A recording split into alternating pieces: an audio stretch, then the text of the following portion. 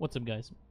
Excuse the low tone. I just finished streaming and I feel like I got stampeded on by a bunch of kindergartners, so if I sound a little raspy, that's why.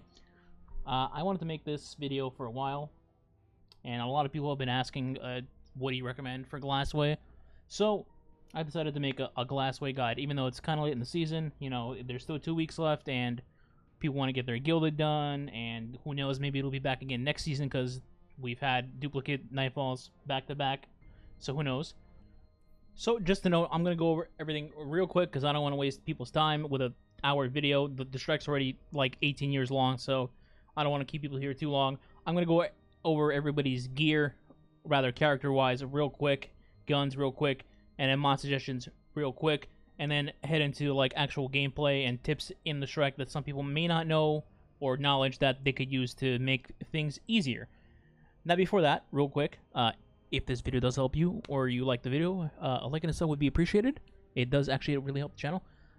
And I also stream, twitch.tv/SeekyBeaver. That's it. Let's go to the video. So, first off, Hunter. My recommendations, personally. Revenant.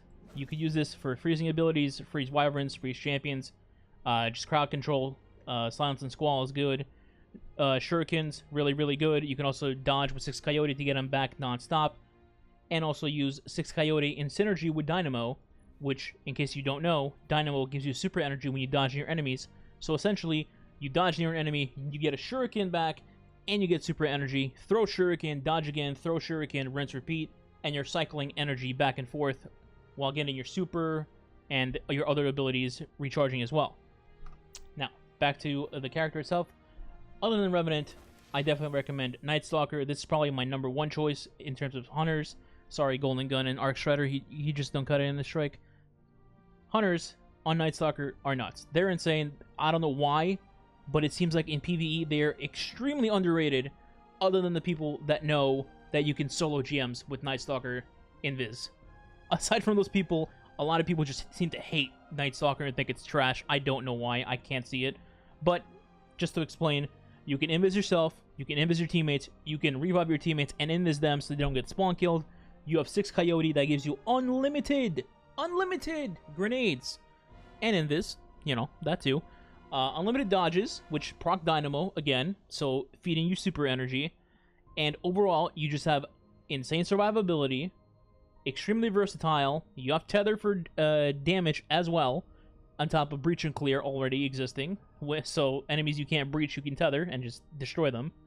And overall, just it's so synergistic. It's built for GMs. It really is. Not that other characters aren't, but Hunters, Night Stalkers in particular, are nuts. Okay, moving on. So those are the 2 I recommend.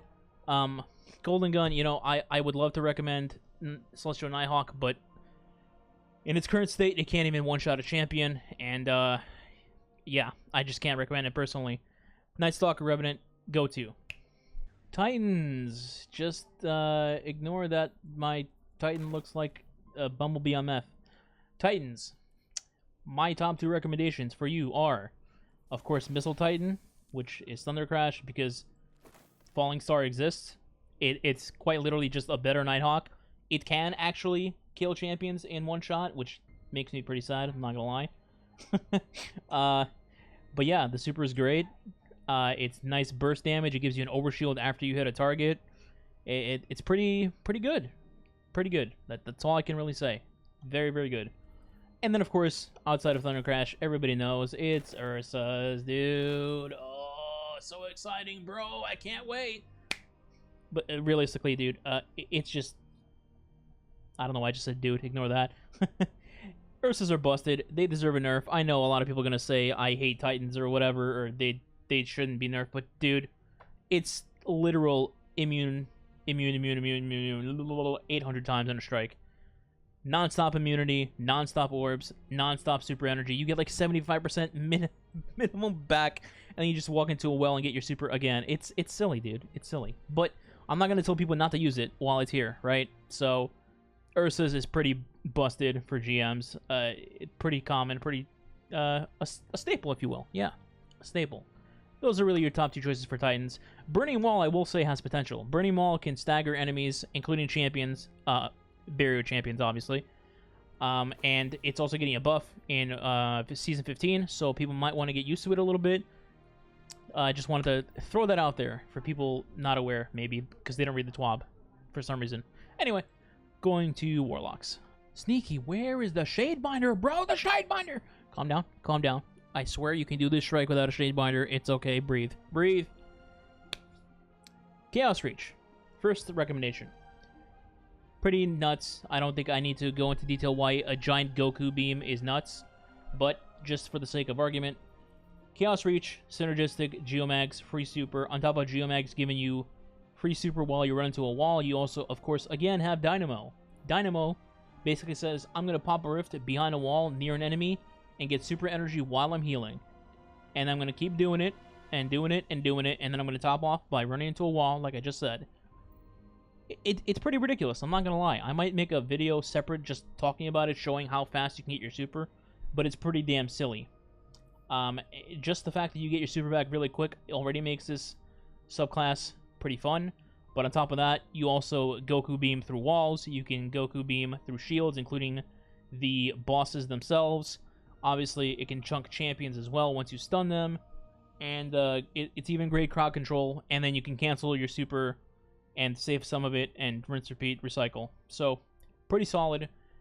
Same thing I can say about Well. Obviously, Phoenix Protocol exists. The more balanced version of Ursa's. There's not much to say for Well. Well is pretty good, at least if you play as a team carefully.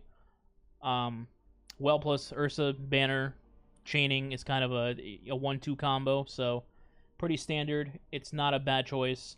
And then finally, yes, Shadebinder. Shadebinder is ridiculous. I totally agree. So Shadebinder, for those that don't know, Bleak Watcher recently got a ridiculous buff. Or just stasis overall for Shadebinder, I can't remember which. But essentially, you put on Bleak Watcher, you put on Glacial Harvest, and then for people that are curious, you put on Whispered Torment, which will give you grenade energy when you get hit. Grenade energy is how you throw the Bleak turret, by the way. Then you have Endurance to make abilities last longer. Chains to give you resistance when you're near frozen targets, plus 10 recovery.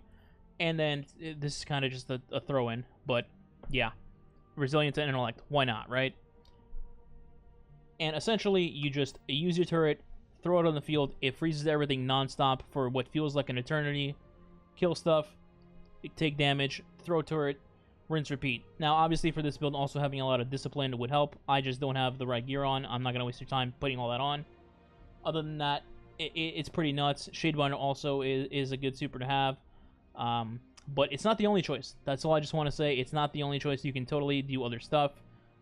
Well, Chaos Reach, even Devour. Don't listen to people who say, you must use this and nothing else or you will never beat this strike. They're dumb. Okay? Just wanted to know that. Alright. Guns and mods, real quick. Before I get into gear, I want to mention one thing about stats.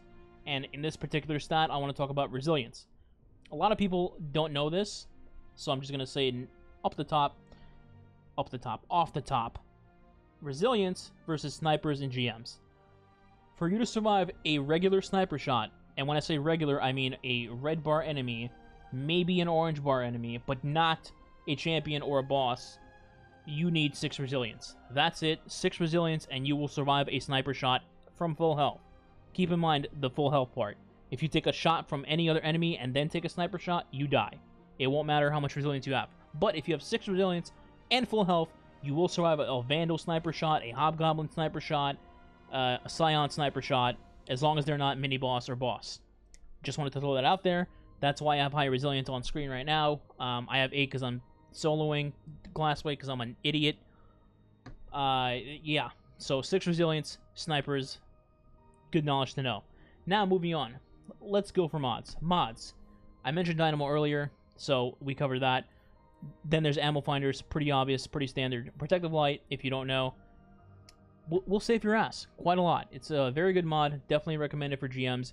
Essentially, when you're getting to low health and you may be in a tight spot, let's say a champion is chasing you like an overload, and normally a Torch Hammer would kill you, right? But instead, Protective Light saves you, and you essentially get to red bar health instead of just instantly dying because you were like half HP and they Torch Hammered you.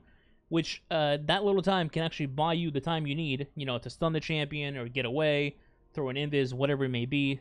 So it's a lot more helpful than it seems. Trust me, highly recommended. And then you have, of course, I'm just going to throw these in here, the artifact mods, Warmind's Decree, Hammer the Warmind. You also have other ones, such as Sundering Blast, Unstoppable, GL, Breach and Clear, obviously, of course. How could we forget about that? And even the scabs, you know, Rocket Scab, GL Scab, the cost only one, all helpful. Now, moving on, actually, one last thing for Void. You could also use Warmind Cell mods and things like Cellular Suppression. If you don't know, this is basically blinding nades, but better, because you can blind the same things with the same Warmind Cell 4 to 5 times with your primary, and then after blinding them, you can just blow them up, killing everything, and it doesn't force you to use some sort of dumb GL when you can just run a sniper, Warmind Cell weapon, and then whatever heavy you want. Just throwing it out there, you know, food for thought. Also, Power Rasputin gives you a buff if you care about that. Just throwing it out there. Now, in terms of stun stuff, I recommend scouts and hand cannons when it comes to GM champs, because oh my good god, Overload SMG sucks. It just does. I can't, man. It sucks. Literally the only reason on this planet to use Overload SMG is to use Icarus SMG to make Warmind cells to blow the Warmind cells up. That's it. I hate it. I hate it, I hate it, I hate it. I like SMGs, I hate the mod. I think a lot of people do. So don't use this unless you just want to use Icarus SMG. That's it. Other than that, you could use Scout and Hand Cannon, like I mentioned. You could even use Auto Rifle, but I would mention that Auto Rifles are not nearly as good as Scout Rifles, especially considering you have to keep at least a certain amount of distance from most enemies in GMs. And obviously for Unstoppable, you gotta use GL. You just gotta. For Unstoppable, you gotta. So, moving on. Then you have things in the 4th slot like Empowered Finish, Shield Break Charge, Taking Charge, things like that. And in terms of Solar, the #1 mod in the game, in terms of Warmind cells at least, Wrath of Rasputin, baby. The best Warmind cell mod, aside from Global Reach, of course. Essentially, you can use this and pair it with something like Xenophage, 1000 Voices, Eyes of Tomorrow, even if you want to. And then when you get either 5 kills of red bars or 1 yellow bar kill with said weapon, instant Warmind cell, which means instant nuke of the room, which means everything's dead. On top of that, you could also combo with Rage of the Warmind, and essentially, if you pop a Warmind cell and kill 5 targets, Rage makes it so that you spawn another Warmind cell off of those dead targets and continue the chain until there's no more targets. It's pretty nutty. That's definitely my recommendation if you have a Warmind cell build. Other than that, the only thing that's really important is, of course, Breach and Clear, Global Reach. I'm not really going to cover class items because that's literally the only thing you should run, unless for some reason you need like special finisher for your teammates. Outside of that specific scenario, Breach and Clear, Global. That's it. Or like Shield Break Charge instead of Global. Then you have Scabs for this. That's pretty much all you use boots for. Scabs, Powerful Friends. Chest. This is the one that matters. Chests are really important for resistance. Damage resistance in particular. People make this mistake in GMs and Master Vogue all the time, where they just ignore resistance mods, and then they die, and they're like, damn, dude, I got one shot. I don't know what I can do. I'll tell you what you can do. You can align your resistance with whatever the element is in the strike. So, for example, in Glassway, the boss room is the worst part, and in the boss room, like 95% of the things that shoot you are void, and they do splash damage, hence concussive dampener. So you have Minotaurs, void and splash. The boss, void and splash. Wyverns, void and splash. What this does is that it gives you void resistance and concussive resistance, so it doubles down on you resisting the damage and makes your survivability a lot higher. Same thing would go in a strike where it's all arc. You would put arc resist on, or all solar. You put solar resist on. Now, going back to my comment about snipers and resilience, what you can also do is have, I believe, 4 or 5 resilience plus a resistance mod to the snipers in the strike. So, for example, if I have 4 to 5 resilience and then I have arc resist, I would be able to survive a vandal shot from a red bar vandal in this strike. However, you would not survive a what they call lieutenants. They're lieutenants in the strike that shoot you with a sniper. The second lieutenant that you fight in the stasis caves. So for that, I would still recommend getting like 6 resilience, and then running arc or sniper resist for that particular scenario. Then you would survive that. Outside of that, you're dead. Just wanted to point that out. Same thing goes with, like I said, Void and Solar. Same thing. Really, really important. And for Glassway, Void Resist and Concussive, in my opinion, is the go-to. Because the boss room is hell. It's chaos. That's it for armor. Guns. I'm going to go over real quick. Best hand cannons. Officer Revolver. I don't know why that's the name of the 7 Seraph hand cannon, but it is. Unfortunately, it's really hard to get. It's a world drop, or you get it from Banshee. The problem with that, of course, is Banshee's loot pool is the size of a small country, so it's unlikely you get it, and then even if you do get it, you need time payload to make it the best version it can be, and that's playing the lottery too. So if you have one, definitely use it. If you don't, sorry, RNG sucks. But the replacement for that, if you do have this gun, is of course Fatebringer. And of course, Fatebringer Adept if you beat Master Vogue Templar Challenge. It has the best rolls of anything in the game. It has Explosive Payload, it has Firefly, it has Frenzy, it has Rewind Rounds, it has Thresh. All these combinations that just are perfect for GMs. And in this gun in particular, you just run Explosive Payload, and then let's say Frenzy. So you have Explosive Payload to stun Overload champs, to make it more consistent. Then you have Frenzy, giving you damage. It's a great gun. It's Fatebringer. It was great in D1. It's great in D2. Not much else needs to be said. I don't think there's any other hand cannon that's as good as these two. You can use anything you want in the end. Hell, you can use a steady hand if you want, as long as it's a hand cannon for overload. But Explosive Payload and Time Payload are definitely the two things that you should look out for in your hand cannon. Then, Scouts. Now, let me mention this right away. Any Scout that has high cal, I immediately recommend. If you don't know why, check out my video on high cal scouts and why they're nuts for GMs. Basically, you stagger targets nonstop, and you can do this from a distance with a scout rifle without any drop off or any negative effects, and just bully red bar enemies into oblivion. And that's the reason why I recommend high cal scouts. But on top of that, you have guns like Vision of Confluence that have Rewind Rounds, Firefly, Frenzy, and Rewind, especially on Vision, is great in my opinion. I'm going to paint a picture, okay? So you're fighting a champion. Let's say it's a 1v1. You make the champion a barrier up, and you stuck him with Anarchy or Wither Horde for that breach and clear. Then you switch to your Vision of Confluence. You have 15 shots. You get all 15 shots off. Then you get Rewind Rounds. You get another 8 shots in. Then after Rewind Rounds, Breach will proc a second time because the timer is about to expire. So you get another 15 bullets back.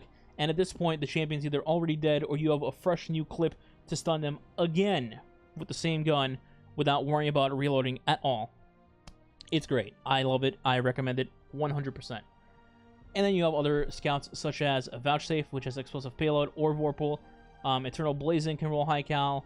And then Guiding Sight and the Scholar can roll high cal. And they're in the kinetic slot. But unfortunately, Guiding Sight is the only one that is available this season in Iron Banner, while the Scholar is the Trial Scout and is not available this season at all, but maybe next season, so keep that in mind.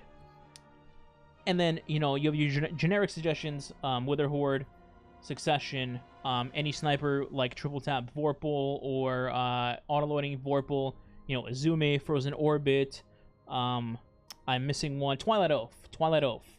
That is newly added. That is very good as well. And I'm going to give a shout out to Left from Gold, because Left from Gold is freaking amazing. In GMs, if you struggle with ammo, you pick up a heavy brick, you get a special brick. So you get heavy for Anarchy, you get special for your Succession. Aeons exist. It's great. It's an amazing combo. Try it out. You'll absolutely effing love it. And then you have your generic heavy. Obviously, Anarchy is the #1 choice, #1 recommendation. There is no other options. I'm just kidding. But Anarchy is great. It's not nerfed yet. It's nuts. Breach and clear. Use it. If you don't have it, it's okay. Don't worry about it. It's not the end of the world.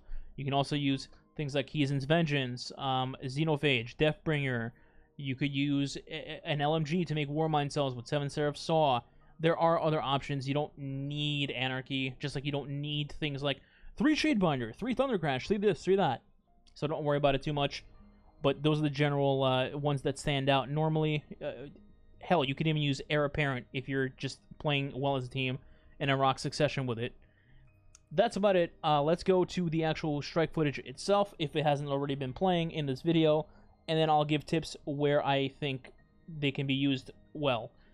What you want to do for this particular section is split off, because if you sit in a blob, the lieutenant will start throwing nades at you, and then if you all freeze, that's an easy kill for any Vandal sniper in the area, and that's just, you know, not practical. So what I normally do is I try to tether and then try to stick the lieutenant, because he's the main threat. Once you get him out, things become easier, but you could also focus on ads first, such as the Vandal snipers, because I mean they're snipers. And right there, as you can see, the nades getting chucked. That's why I don't like sticking next to teammates. By the way, this is a LFG group, no comms. Just I throw that out there in case people are wondering.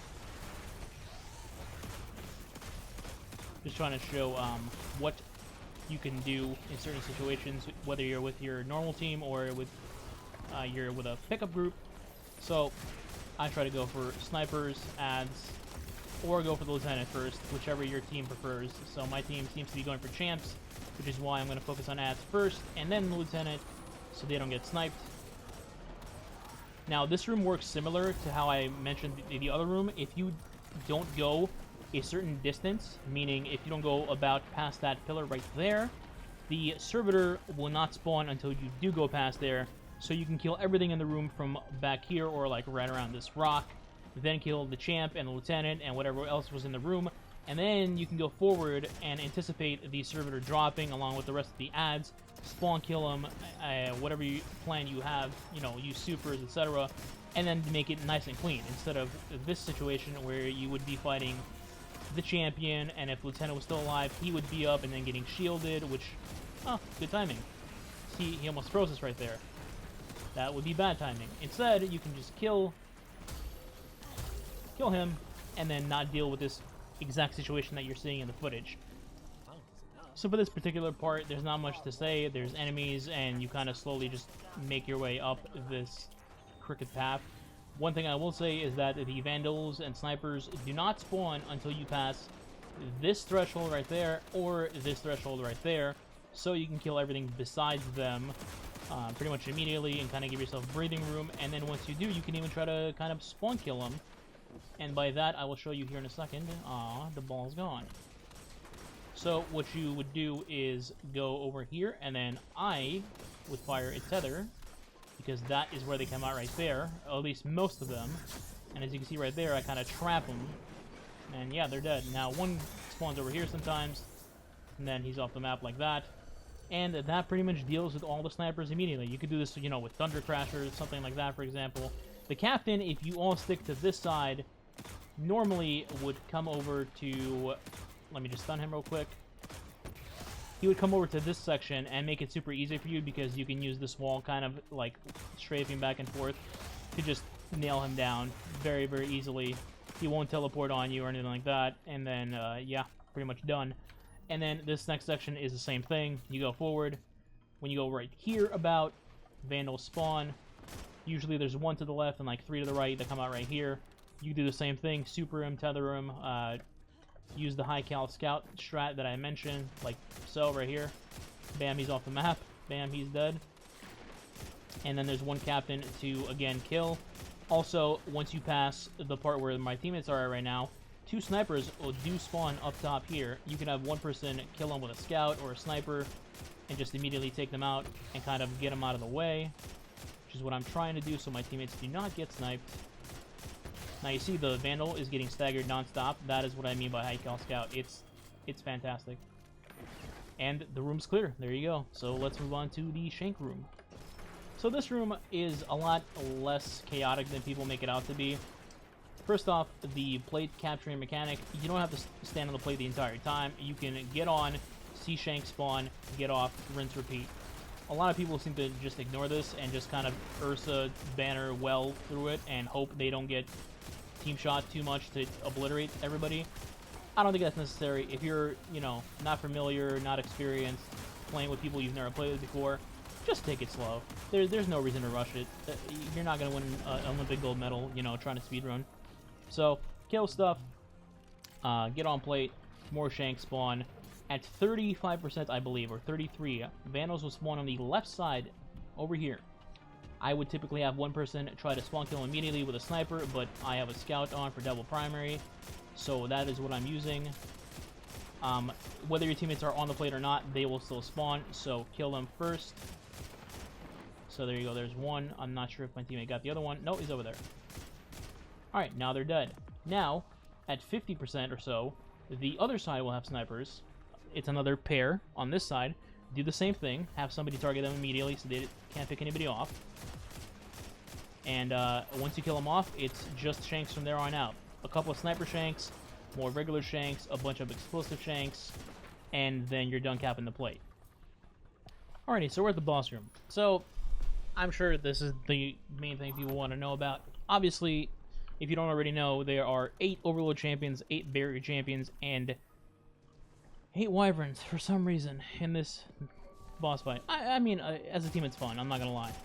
So, the phases work as follows. It is 2 Minotaurs and Goblins, then 2 Minotaurs and Goblins. Then it is 2 Barriers, 2 Wyverns and Goblins. Then again, 2 Barriers, 2 Wyverns, 2 and Goblins. And then the same rotations happen one more time with double champions, except there will be Fanatics on top. So it'll be 2 Overload, add a Fanatics, and then 2 Barrier, and then 2 Wyvern with Fanatics. Now, that's how the adds work. In terms of the boss themselves, they work on a half-bar rotation for each of the things that I mentioned. So, for example, right now, we're going to get 2 Minotaurs, a bunch of Goblins, and then the 2 bosses. We're going to kill all the Goblins and the Minotaurs, and then once that's done, we're going to go into taking the minis' shields down to half of the first bar. Once you get down the first half of the first bar, it'll spawn 2 more Minotaurs and Goblins. And that's basically how all the rotations work. The big boss also works the same way. You get his shields down to the first bar down, and he goes away, add spawn in, rinse repeat, the mini comes back, half bar, full bar, rinse repeat, boss, half bar, full bar, rinse repeat. So positioning, I'm going to say right away, I hate the right side. The Vex Milk is super annoying. It can kill you sometimes, even though you're not in it. Also, you get cornered really, really easily. This has a lot more space. Now for Minotaurs, obviously you want to stun them, and then you want to burst them down. Make sure you're stunning them and you're not on the same side as the baby Hydra if you're keeping them in the room, like this. So you see how the Hydra was here and the Minotaur was there as well. You want to take the side that he's not on, because the Minotaur may not stay stunned the entire time. So that way you can be like, stun, stun, stun. Okay, I'm reloading. Alright, stun, stun, stun. And he starts running after you. You just use the walls to your advantage, like so. Obviously, there's also freezing with Shadebinder and all this other stuff that you can do. That depends on what characters you're using, of course. So me personally, I'm Invis. I'm a hunter. I can't do any of that stuff, so I try to play the safe position. So you see my teammates are freezing here, so I can restun this dude. And then make sure you reload.